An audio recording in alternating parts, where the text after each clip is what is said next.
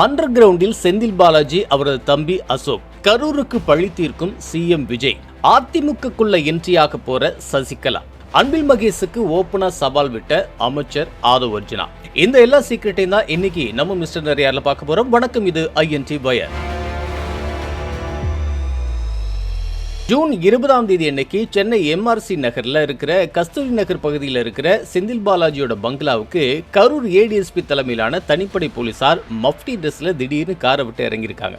வீட்டுக்குள்ள புகுந்ததும் செந்தில் பாலாஜியும் அவரோட தம்பி அசோக் இருக்காங்களா அப்படின்னு செக் பண்ணிருக்காங்க.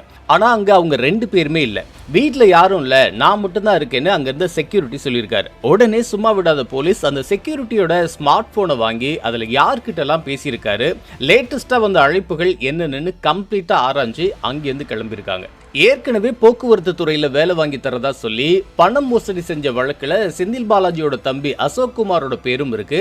இந்த கேஸ்ல அமலாக்கத்துறை அசோக்க எத்தனையோ தடவை அரெஸ்ட் பண்றதுக்கு ட்ரை பண்ணியும் அவரு தப்பிச்சுட்டே இருந்தார். அப்புறம் ஒரு வழியா முன்ஜாமீன் வாங்கிக்கிட்டு கடந்த சட்டமன்ற தேர்தலில் திமுகவுக்காக செந்தில் பாலாஜி கோவை மண்டலத்தை கவனிச்சப்போ கரூர் மாவட்ட எலெக்ஷன் வேலைகள் எல்லாத்தையுமே இந்த அசோக் பின்னாடி இருந்து கவனிச்சுக்கிட்டாரு. இது மட்டும் இல்லாம கடந்த திமுக ஆட்சியில மின்சாரத்துறை அமைச்சரா செந்தில் பாலாஜி இருந்தப்ப டிரான்ஸ்பார்மர் கொள்முதல் செஞ்சதுல மட்டும் ஒட்டுமொத்தமா 400 கோடி ரூபாய் வரைக்கும் மெகா ஊழல் நடந்ததா ஒரு பலமான புகார் எழுந்துச்சு. அதோட அடிப்படையில இப்ப CBI FIR பதிவு செஞ்சு விசாரணையையும் ராக்கெட் வேகத்துல துரிதப்படுத்திருக்காங்க. இந்த ஒரு இக்கட்டான சூழ்நிலையில தான் செந்தில் பாலாஜியையும் அசோக்கையும் இப்ப உடனடியா தூக்க சொல்லி ஆர்டர் பறந்திருக்கு. தாவேக தலைவர் விஜய் கடந்த 2025ஆவது வருஷம் செப்டம்பர் 27ஆம் தேதி அன்னைக்கு கரூருக்கு பிரச்சாரத்துக்கு போனப்போ அங்க ஏற்பட்ட அந்த பயங்கரமான கூட்ட நெரிசல சிக்கி 41 பேர் பரிதாபமா உயிரிழந்தாங்க. இதை வச்சு அப்போதைய ஆளுங்கட்சியான திமுக விஜயை ரொம்ப கேவலமாகவும் கடுமையாகவும் விமர்சிச்சு டேமேஜ் பண்ண பார்த்தாங்க. ஆனா தாவேக தரப்பு அந்த கரூர் விபத்து சம்பவத்துக்கு பின்னால இருந்து ஸ்கெட்ச் போட்ட சூத்திரதாரியே இந்த செந்தில் பாலாஜி தான் அப்படின்னு அப்பையிலேருந்தே குற்றம் சாட்டினாங்க. இப்போ இந்த கேஸை CBI விசாரிச்சுட்டு வர்றதுனால ஏற்கனவே 2 முறை நம்ம CM விஜயை டெல்லிக்கு வரவழைச்சு CBI அதிகாரிகள் என்கொயரி பண்ணியிருக்காங்க. அதே மாதிரி செந்தில் பாலாஜியும் டெல்லிக்கு கூப்பிட்டு விசாரிச்சாங்க. இதனால திமுகவோட மற்ற முன்னாள் அமைச்சர்களை எல்லாம் தாண்டி செந்தில் பாலாஜி மேல தாவேக தலைமைக்கும் CM விஜய்க்கும் ஒரு அசுர கோபம் இருக்கு.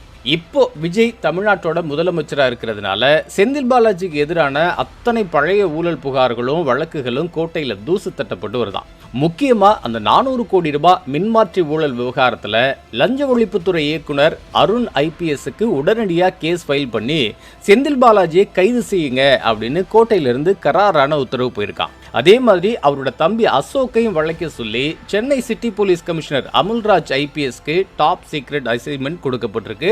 அசோக் மேல இப்போதைக்கு என்ன கேஸ் போட போறாங்க அப்படிங்கறத போலீஸ் கேம்ப்ல ரொம்ப ரகசியமா வச்சிருக்காங்களாம். ஆனா வர்ற நாட்கள்ல 2 பேரையும் கம்பிக்கு பின்னாடி உட்கார வைக்கணுங்கிறது தான் இந்த 2 IPS அதிகாரிகளுக்கும் வந்திருக்கிற அர்ஜென்ட் ஆர்டரா. அடுத்ததா அதிமுகவில இருந்து எடப்பாடி பழனிசாமி எதிர்த்து தனியா டீம் ஃபார்ம் பண்ண SP வேலுமணி தரப்பு தங்களோட MLA பதவிகளை காப்பாத்திக்கிறதுக்காக EPS கிட்ட மன்னிப்பு கடிதம் கொடுத்தாங்க இல்லையா, அதனால அவங்க மேல பாய இருந்த அந்த கட்சித்தாவல் தடை சட்ட ஆக்ஷனும் கைவிடப்பட்டுச்சு. ஆனா வெளியில தான் சமாதான மாதிரி தெரியுதே தவிர உள்ளுக்குள்ள இன்னமும் எடப்பாடி அணி வேலுமணி அணின்னு 2 குரூப்பா தான் அதிமுக MLAக்கள் பிரிஞ்சு கிடக்குறாங்க அப்படிங்கிறது சட்டமன்ற நிகழ்வுகள் மூலமாவே நமக்கு கன்ஃபார்மா தெரியுது.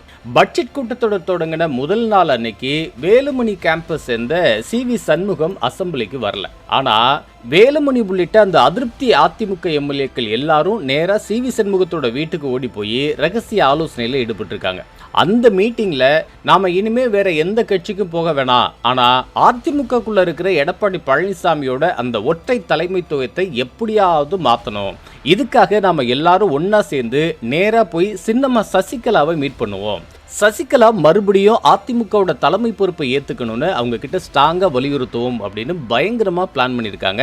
அதனால சீக்கிரமே அதிமுக தலைமைத்துவத்துல அடுத்த ஒரு பெரிய பூகம்பம் வெடிக்கிறதுக்கு காத்துட்டு இருக்கு.